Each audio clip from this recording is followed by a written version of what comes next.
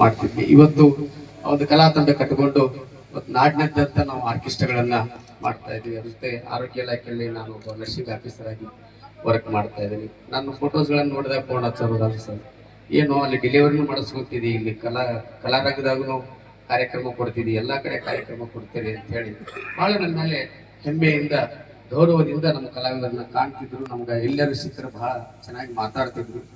ನಮ್ಮ ಮುದ್ದೇಬಾಳ ತಾಲೂಕಿನೊಳಗ ನಾವು ಈಗ ಹೆಸರು ಹೇಳಿದಾಗ ಗೊತ್ತಾಗ ನಾವೆಲ್ಲ ತಾಳಿಕೊಟ್ಟೊಳಗ ನಾವು ಅವರು ಹುಟ್ಟಿದ್ದಂತ ತಿಳ್ಕೊಂಡ್ಬಿಟ್ಟಿದ್ವಿ.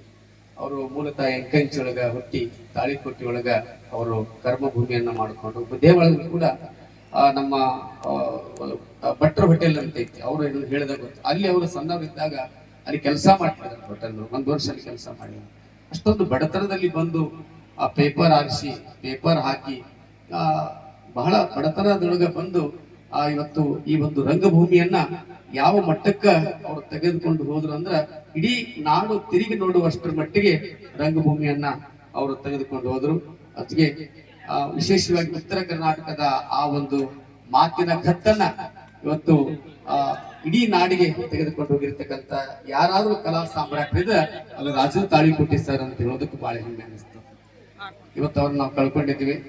ಭರತನ್ನ ನಿನ್ನೆ ನಾವೆಲ್ಲ ಫೋನ್ ಮಾಡಿದಾಗ ಬಹಳ ನೋವನ್ನು ವ್ಯಕ್ತಪಡಿಸಿದ್ರು. ನಿಜವಾಗ್ಲೂ ತುಂಬಾ ನೋವು ಅನಿಸ್ತದ. ರಂಗಾಯಣ ನಿರ್ದೇಶಕರಾಗಿ ಅವರು ಅಲ್ಲಿ ಕೂಡ ಕಲಾವಿದರಿಗೆ ವೇದಿಕೆಯನ್ನು ಕೊಟ್ಟು ಬಹಳಷ್ಟು ವಿಶೇಷವಾದ ಕಾರ್ಯಕ್ರಮಗಳನ್ನ ಹಾಕೊಂಡಿದ್ರು. ಸರ್ಕಾರ ಮೇಡಮ್ ಅವರು ಕೂಡ ಸರ್ಕಾರದಲ್ಲಿ ಇದ್ದಾರೆ. ಅದನ್ನ ಅವರ ಕನಸುಗಳು ಏನಿದ್ದಾವೆ ಅದನ್ನ ನನಸು ಮಾಡುವ ನಿಟ್ಟಿನಲ್ಲಿ ನಾವೆಲ್ಲ ಕಾರ್ಯೋನ್ಮುಖವಾಗೋಣ. ಅವ್ರು ನಡೆದು ಬಂದ ದಾರಿ, ಅವರ ಮಾರ್ಗದರ್ಶನದಲ್ಲಿ ನಾವೆಲ್ಲ ಕಲಾವಿದರು ನಡೆಕೊಂಡು ಹೋಗೋಣ. ಅವ್ರೇನು ಕನಸುಗಳಿದ್ದೇವಲ್ಲ ಅದನ್ನ ಮುಂದುವರಿಸ್ಕೊಂಡು ನಾವೆಲ್ಲ ಹೋಗೋಣ ಅಂತಕ್ಕಂಥ ಮಾತನ್ನು ಹೇಳ್ತಾ ನಮ್ಮೆಲ್ಲ ಕಲಾವಿದರ ಪರವಾಗಿ ಇವತ್ತು ಬಹಳಷ್ಟು ರಂಗಭೂಮಿಯ ಕಲಾವಿದರು ಆಗಮಿಸಿದ್ದಾರೆ. ನಮ್ಮ ಕಾಮಿಡಿ ಕಲಾವಿದಗಳು ಆಗಮಿಸಿದ್ದಾರೆ, ಮತ್ತೆ ನಮ್ಮ ಸರಿಗಮಪ ಕಲಾವಿದರು ಆಗಮಿಸಿದ್ದಾರೆ, ರಾಜಕೀಯ ಧುರೀಣರು ಆಗಮಿಸಿದ್ದಾರೆ. ಎಲ್ಲ ಕಲಾವಿದರು ಇವತ್ತು ಈ ಒಂದು ಅವರ ಅಂತಿಮ ದರ್ಶನವನ್ನ ಪಡೆದುಕೊಳ್ಳೋದಕ್ಕೆ ಆಗಮಿಸಿದ್ದಾರೆ. ಎಲ್ಲ ಕಲಾವಿದರ ಪರವಾಗಿ ನಾನು ಮತ್ತೊಮ್ಮೆ ರಾಜು ತಾಳಿಕೊಟ್ಟಿ ಸರ್ ಅವರಿಗೆ ಭಾವಪೂರ್ಣ ಶ್ರದ್ಧಾಂಜಲಿ ಸಲ್ಲಿಸ್ತೇನೆ. ಈ ಒಂದು ದುಃಖವನ್ನ ತಡೆಯುವಂತ ಶಕ್ತಿ ಭಗವಂತ ಅವರಿಗೆ ದಯಪಾಲಿಸಲಿ.